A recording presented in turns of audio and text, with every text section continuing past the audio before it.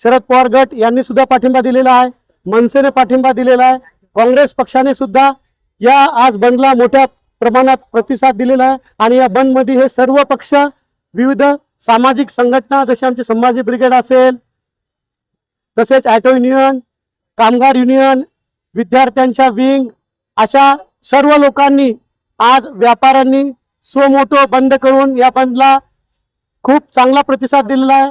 की देशामध्ये जी अराजकता माजलेली आहे, या ज्या मोदी सरकारने जी अराजकता माजवलेली आहे, त्यांना तिथं आज महिनाभर होत चाललाय। दिल्लीमध्ये विद्यार्थी आंदोलनाला बसलेत। नीटचा जो पेपर फुटलेला आहे, ज्यामध्ये लाखो विद्यार्थ्यांचं नुकसान झालेलं आहे, त्यापैकी 22 विद्यार्थ्यांनी स्वतःचं जीवन संपवलेलं आहे। या निषेधार्थ मोदी सरकारला लाज सुद्धा वाटत नाही की त्यांनी धर्मेंद्र प्रधान यांचा राजीनामा मागितला होता। आज आम्ही नांदेडच्या बंदमुळं, आज आमच्या नांदेडच्या सर्व जनतेच्या वतीनं या मोदी सरकारचा आम्ही राजीनामा मागतो।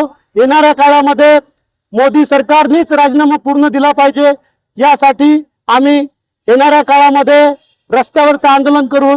नेपाळमध्ये जी परिस्थिती झाली होती, जी श्रीलंकेमध्ये परिस्थिती झाली होती, जी पब्लिक, जी जनता, जे विद्यार्थी पेटून उठलेले आहेत, यांनी या संसदेत, काल तर संसदेच्या जवळ गेले होते विद्यार्थी, या संसदेतून जे नालायक लोक बसलेले आहेत या सभागृहामध्ये, ज्यांना विद्यार्थ्यांचे कीव नाही, लहान लहान विद्यार्थ्यावर लाठीचार्ज करतात, असा अमानुष अत्याचार करणाऱ्या या सरकारचा निषेध करून त्यांना त्यांच्या खुर्चीवर उतरून या देशामध्ये, मला असं वाटतं नेपाळ सारखी परिस्थिती यायला काही दिवसात या देशाचा नेपाळ होऊन नवीन सरकार, नवीन लोकांच्या हिताची सरकार, नवीन सगळे आमदार, खासदार, मंत्री, हा भारत देशातले जे युवा आहेत ते पेटून उठलेले आहेत, यांनी या सरकारला आज धारेवर धरले।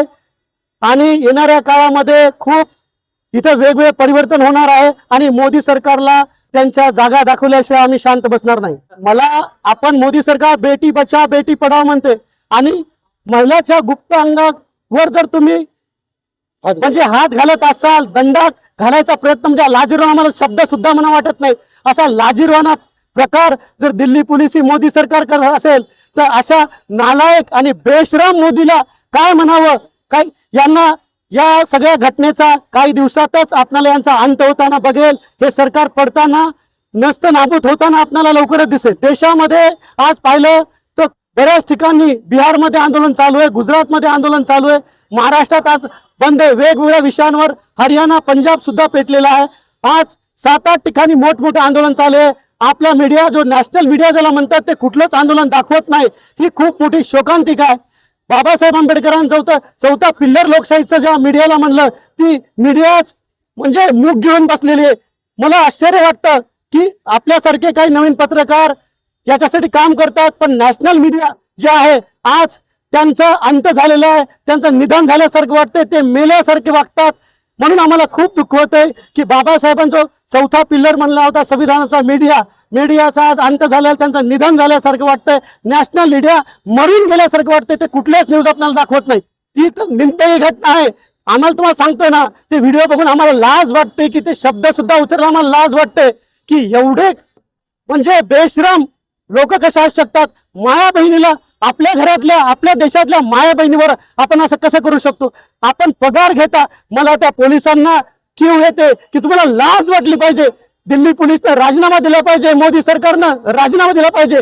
ज्यांनी हे व्हिडिओ बघतात आज, आणि सुप्रीम कोर्टाचे जज म्हणतात आम्हाला व्हिडिओ बघायला हे नाही, म्हणजे हे कोणाच्या शिफारशीने सुप्रीम कोर्टात जज झालेत?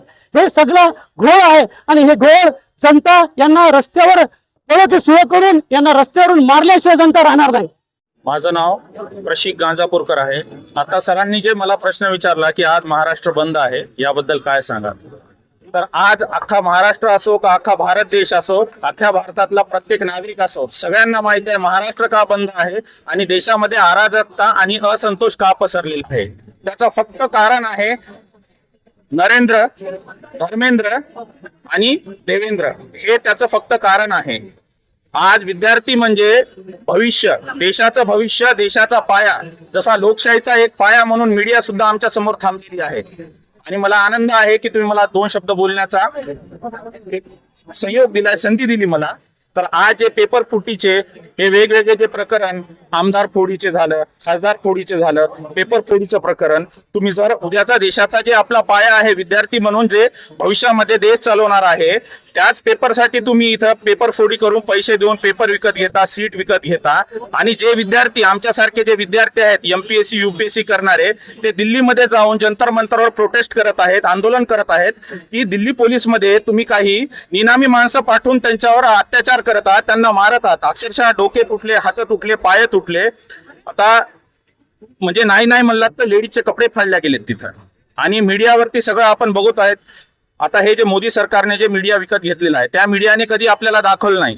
आज म्हणजे सोशल इन्फ्लुएन्सर झाले, तुमच्यासारखे मीडियावाले झाले की त्यांचा पाठीचा कणा ताट आहे, त्यांनीच आपल्या समोर या सगळ्या गोष्टी दिलेल्या आहेत आणून. युट्यूबच्या माध्यमाने झालं, इंस्टाग्रामच्या माध्यमाने झालं, त्या गोष्टी आपल्या समोर पुढे आलेल्या आहेत. आणि धर्मेंद्र प्रधानांचा जे राजीनामा मागत आहेत, संबंध महाराष्ट्र झालं, संबंध भारत झाला आपला, त्यांनी राजीनामा दिला पाहिजे. अकाउंटेबिलिटी नावाचा म्हणजे यांनी गळचेपी केलेली आहे.